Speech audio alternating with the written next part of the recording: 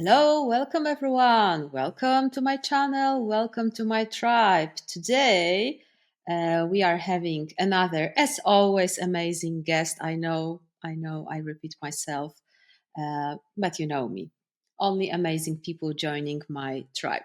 So today, Monika Malcherek, thank you very much for joining my tribe. Thank you, Joanna. Would you like me to call you Joanna, or would you rather call you Asha? Call me the witch. Hello, witch. Hello. It's good to be here.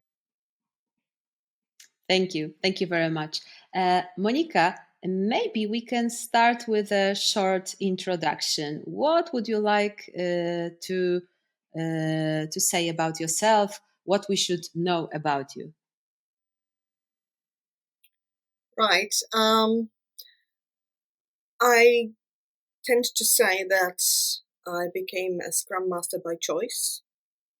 So I had a career before that. So I used to be a trainer, translator, linguist. So this is my background. But when I read about agility and the role of the Scrum Master, I found it fascinating, and I thought, okay, this is what I had been doing to some extent, but it actually has a name and it belongs to a framework. So that's how it all started. Great, thank you. If you are listening to us, you might be curious why two girls, Polish speaking girls, decided to use English today.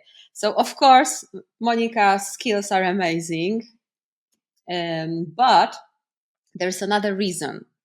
So we believe that today's topic might be very, very interesting to the wider audience, and actually, a lot of people are still talking about the topic. Even recently, I've read on LinkedIn, in some of the places, like what does a real man, need to do in life? So one of the things was to make a woman happy.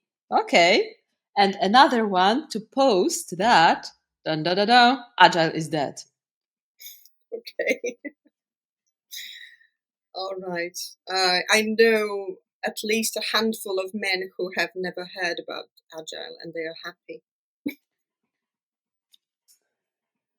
Well, seems that maybe somebody needs to rethink their LinkedIn posts or other ways of communication.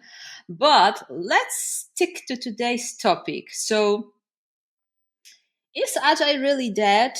What we can say about that? What kind of accusations are mentioned in articles, blog posts, different places, social media? So, Monika, what kind of typical accusations do you have a chance to see? You know, I've changed my approach because I used to ignore and sort of yeah, I think ignore is just a good word, or pretend it doesn't. The criticism doesn't exist, or the criticism is not grounded, and so I used to ignore that. I used to pull it away from me. But for some time now, I've been reading these posts because, well, just why not? I'm ready to get out of my bubble and to see what sort of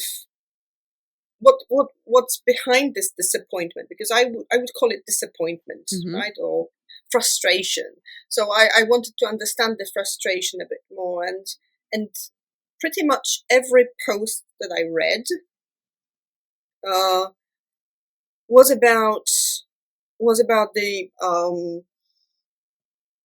lost hope, I would say, in some cases, the undelivered promises, right? So it was supposed to be a cure for every ailment, which it is not, obviously. And I think the worst thing that happened in the very beginning, was that promise, a false promise that Agile is fast and cheap, which it is not, right?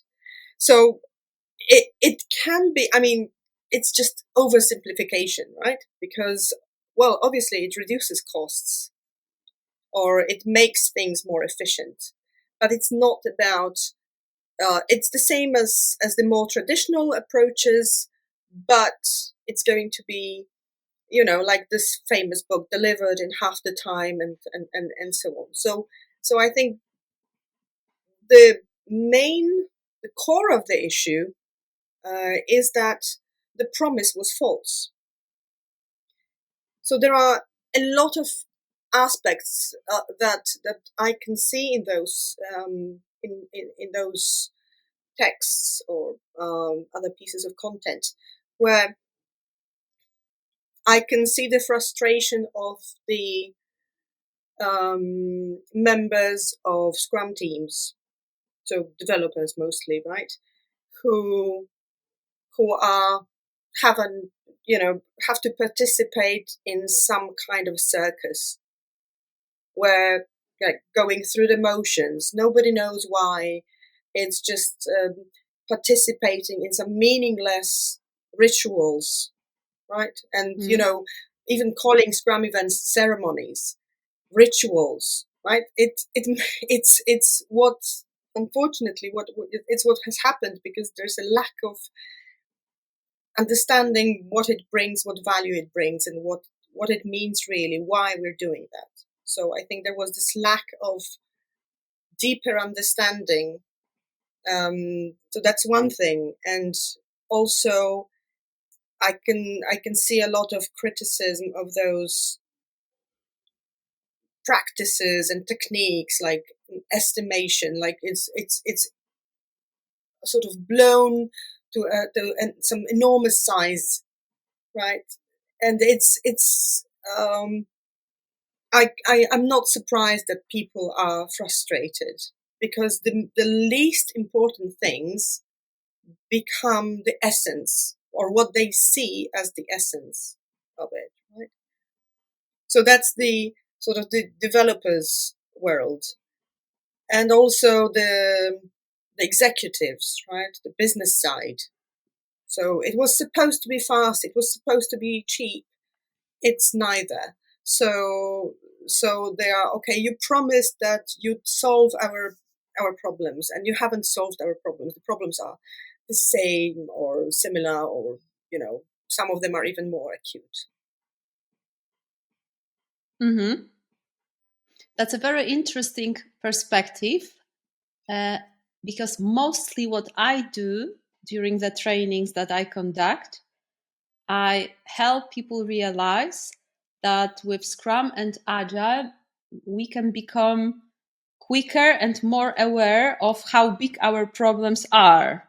But there are no promises that Agile will come like, like a knight or some kind of Batman who will save us, right, from all the bad guys in the city. In my view, it's never been there. And I'm I'm also curious. Have you ever noticed those advertisements about some of the courses, workshops, like join us in, like, I don't know, 15, 30, 40 hours, you will get a job and you will get a salary of minimum and some decent level, right? So I remember I've seen it several times in my life, and it always made me feel like, should we start advertising doctor's job, like join a course for 40 hours and then you will be the best surgeon in the country? Or where are we going with that? Yes, the best paid, that would be the most important thing, right? Yeah.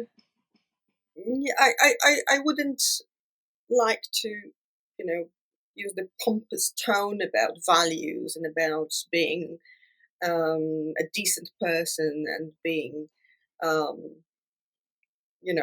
like having some integrity in what you're doing, right? But well, on the one hand, I don't want to talk about it because it sounds pompous, but on the other hand, without it, it's I find it difficult to be in this job, right? So I'm not saying I'm on a mission, but it's just pure, I would say, decency, right? That you're not uh, selling something that is just an empty shell, right? So this is the agile that I would like to see dead, right? The empty shell agile, right? And to be honest, agile has become such a meaningless word, right? Such a buzzword that I feel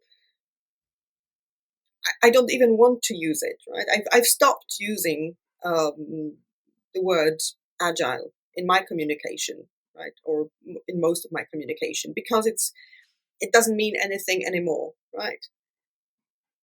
So what it's not a destination, it's not a goal, right? A lot of people are talking about it. It's not a destination. It's what I'm saying is that if any other like traditional management model works for you, well, it's good for you. Great, keep doing that. I'm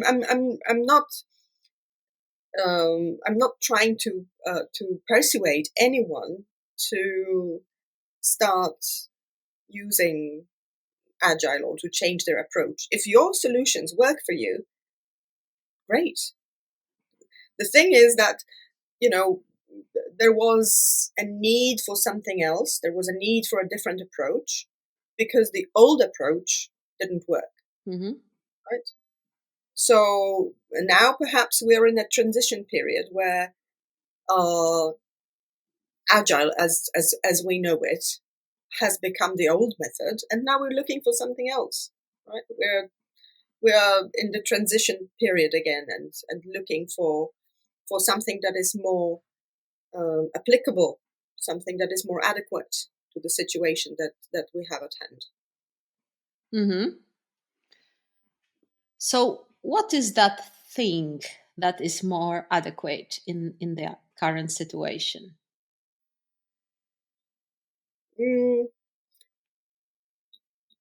Like, just to come back to the criticism for a moment, right?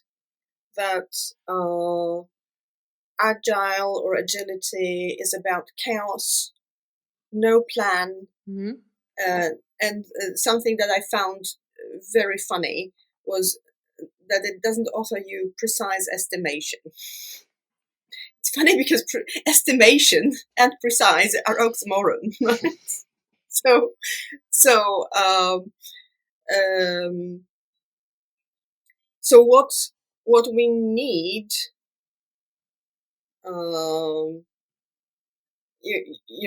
that's my observation. That's based on my experience, and I don't know what everybody needs. I know what my bubble needs, or the people I talk to, or the organizations that I have worked with.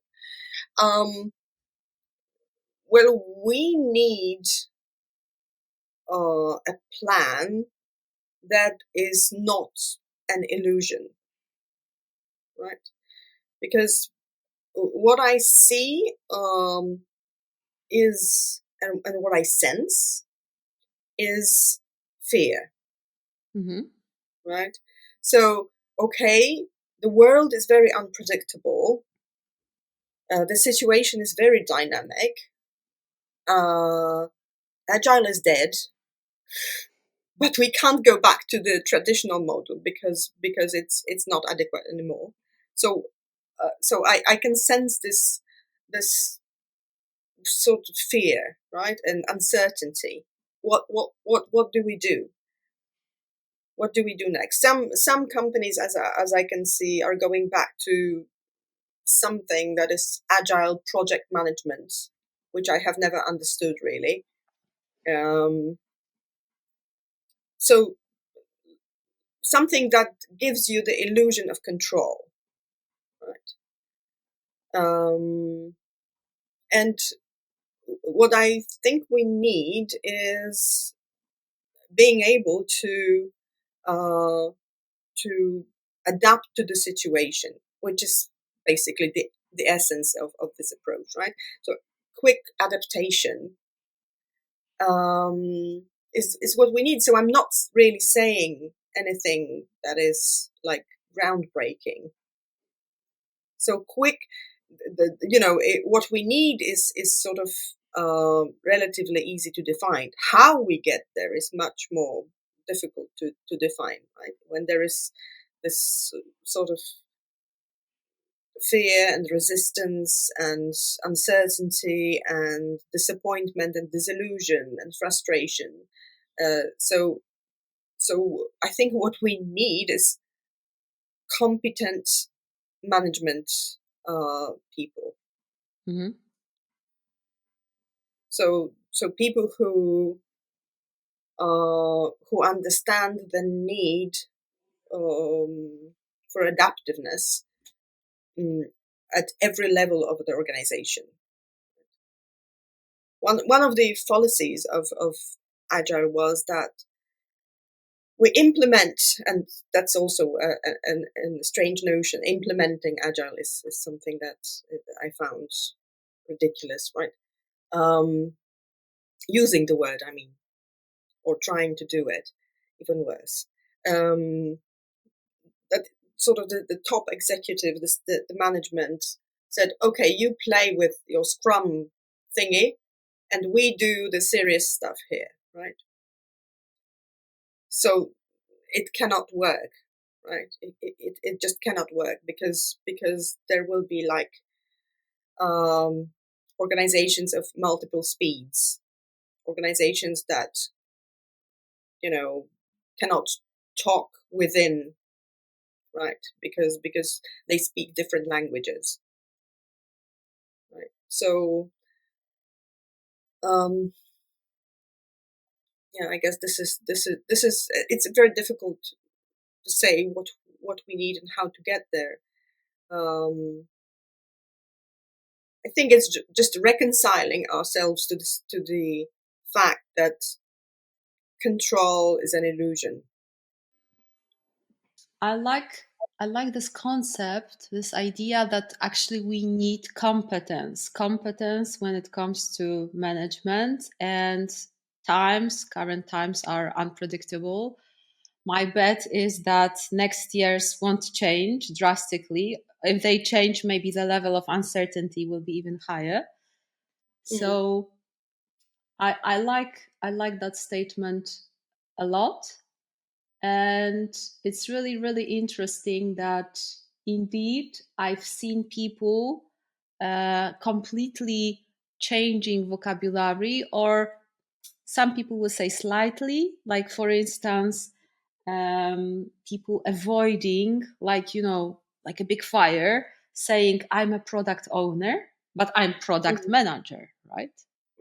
The same competence, in my view, because if you are a great product manager, in fact, and if you are using Scrum or something similar, one may argue maybe actually you are a product owner. But if we just take the shelf out of that and we remove empty shelves, right, and we leave the essence, I agree that we need certain competence, and it has to be on different layers in the organization. I cannot imagine effective organization when where okay, you do Scrum or Agile or whatever the new name will be, if somebody will bring a new name. If somebody else, like management, is going into totally direction, right? In my view, it might be even not only a case of different speeds, but maybe lack of alignment sometimes. which can cause waste, right? Mm. Mm. Yes, alignment, my favorite word, corporate word. Let's align. That's Um, right. yes, I once said in one of the organizations that if they call another meeting alignment, I'm not coming. This is Yeah, not but this is not what I wanted to say. That was not about no, meeting. it's just a joke. But yes, this is what we need. This is the same understanding, speaking the same language, and I think a lot of, especially when we are talking about transformation, because there is not a lot of organic agile, right? Especially in big organizations. So organic, sort of natural way of working, and like agile way of working, is something characteristic for startups, Mm-hmm. for smaller entities, because it's just more natural, easier, and there is less overhead, right? Less fewer layers. So what I think is one of the main problems of huge transformations. There are many, but is speaking of alignment, right? Is that there are first of all, what I already said. There is this mm, disconnect between the executive, the management, the business, whatever you call them, and delivery. So, and another thing that I've realized, like by experiencing it like hands on, is that implementing agile, or initiating the transformation, is like hiring a gardener for your garden, right? When you want a certain outcome and expect a certain outcome, but you never talk to him, Mm-hmm. right? So there is some vision that you want, and there is maybe some promise that this person gives you. But the less you know about plans, the less you're interested, the less you're focused on it, it's the less likely it is that the outcome will be what you expect. And this is what's happening in large organizations, especially those implementing SAFe,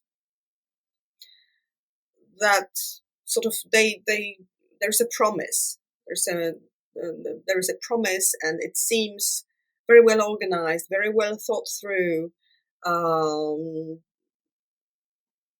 but it's in most organizations it doesn't deliver on the promise, right? So normally, on average, there are 2 years, and after 2 years, there's a realization that it hasn't really brought the value we wanted. So another problem that I see is that change management requires a visionary, right? So usually there is someone among the top executives who is a visionary, and he or she uh, loves the idea, right? And says, "Oh wow, this is something that we need to do. Maybe not anymore. Maybe not. Maybe I'm talking about like 5-10 years ago, but there's a visionary who wants to implement the change, uh, but there is no alignment, or there is no partner who is a competent finisher, if you know what I mean. So visionaries Mm-hmm. are usually not so good on the operational level. And people who are very focused on the detail and getting work done, or getting the job done, are not so good at seeing the big picture. So to make the change happen, we need both, right? And we need them to be aligned and to speak the same language and to understand, so that we are going in the same direction. I'm not sure if I'm answering your question or just monologuing, but this is just based on my observations or experience or what I've seen and read and heard.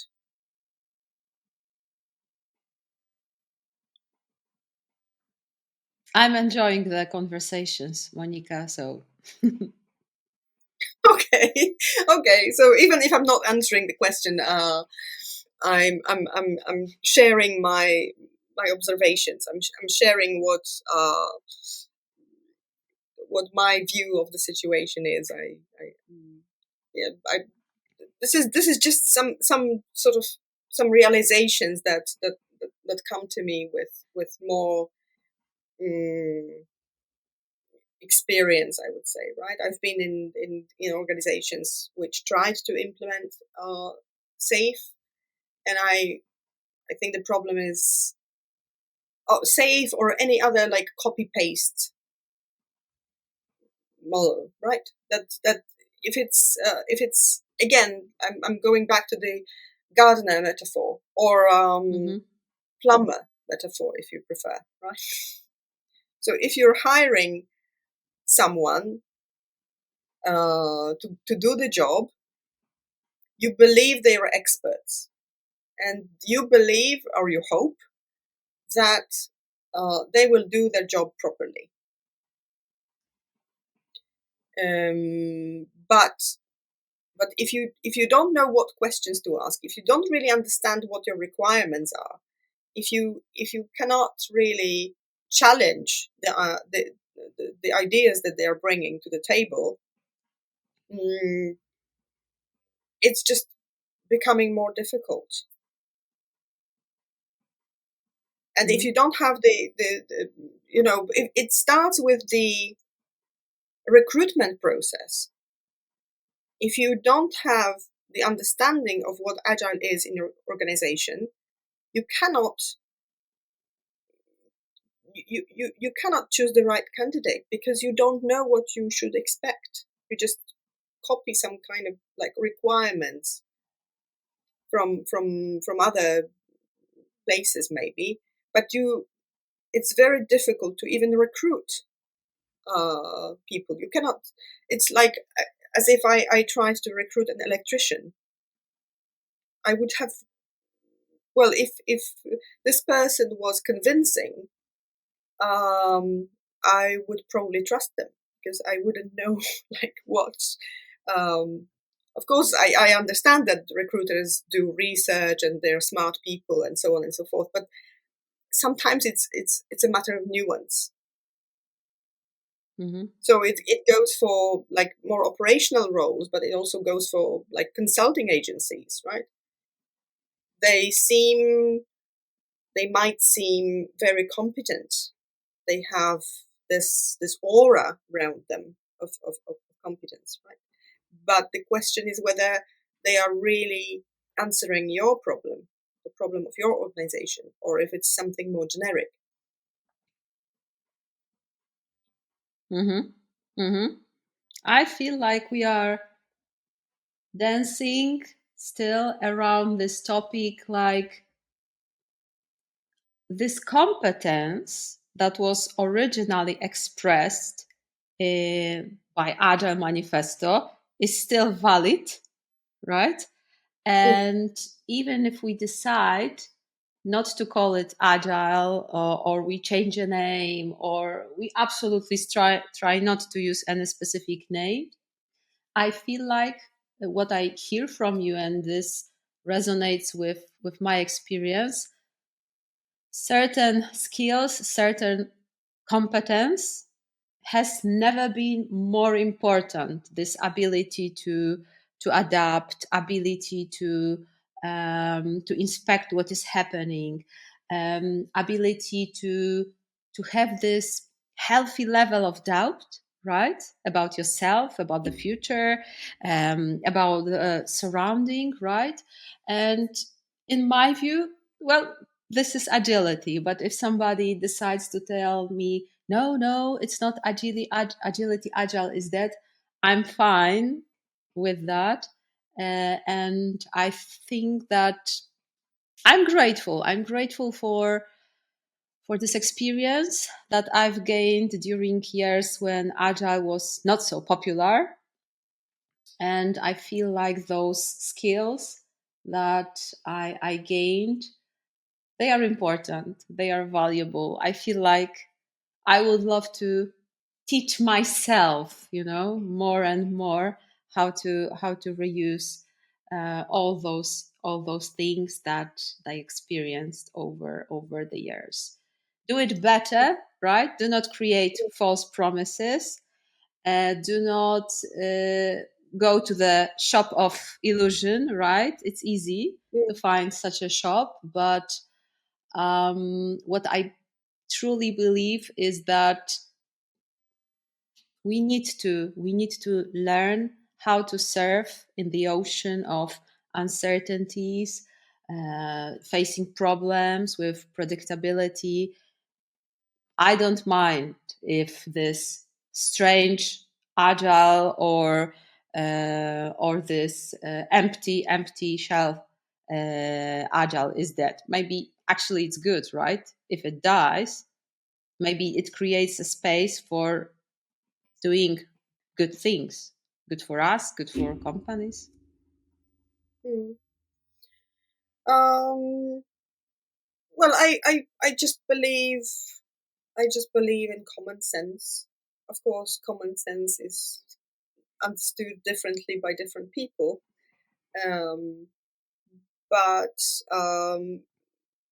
I somehow believe that a lot of businesses find their way to operate effectively, right?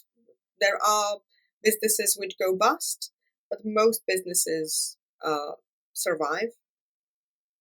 So I believe, people are smart, and people, when they are not forced to participate in a circus, they want to do a good job, right? This is the premise on which I operate, but it's also something I've seen. You turn people into zombies, but by just giving them something that they cannot identify with, that they don't see the purpose of. Right?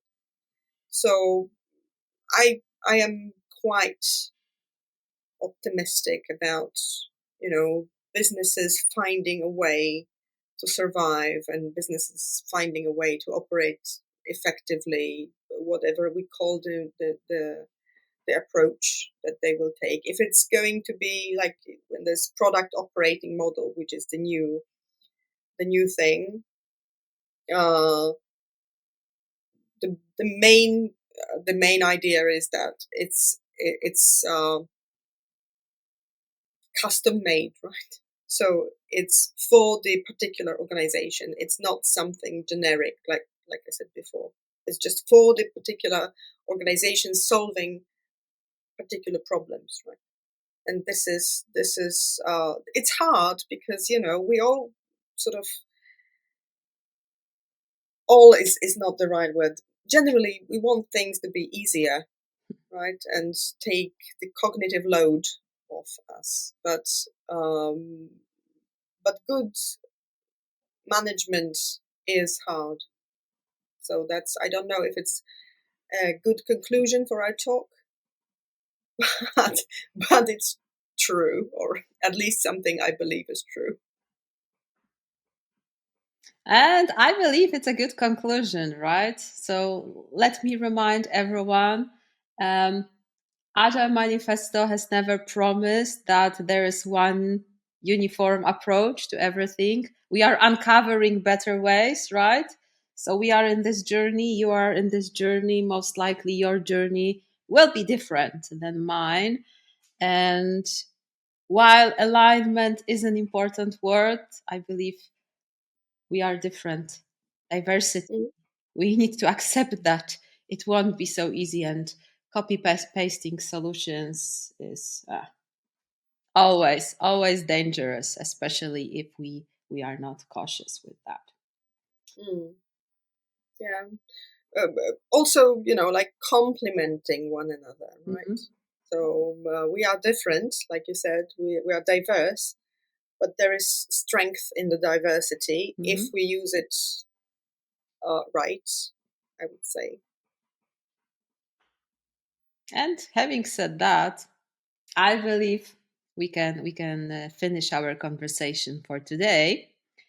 Thank you very much, Monika, for your time, patience, and your commitment. That was an enormous pleasure to spend this time with you. Likewise, thank you very much. Thank you. If you are interested to hear more about this topic, or if you want to see Monika in the future once again in my channel, please write down your comments. If you have any questions to Monika, you can also leave them. And last but not least, Monika, I'm not sure what should be a hashtag for our conversation. Any ideas? We need something good. Hmm. Hmm. Maybe if it's not too long, I'm not an expert on hashtags, uh, like empty shell agile is dead. Oh, that's a good one. I love it. Maybe we can start our own hashtag on social media. So let's use it. Thank you very much. We have our Thank you. hashtag then. Thank you very much for joining us. Have a nice day, night. I don't know what is your time currently. And I hope to see you in the future. Bye. Bye.